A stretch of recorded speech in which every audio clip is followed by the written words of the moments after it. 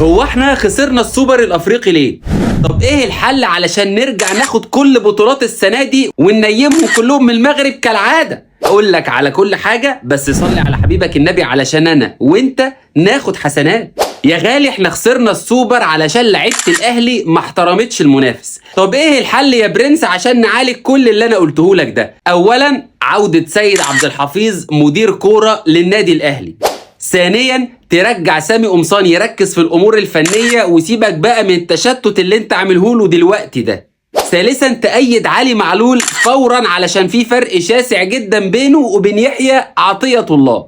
رابعا تفرض عقوبات ماليه على اللعيبه وعلى الجهاز الفني علشان يرجعوا يلتزموا زي الاول.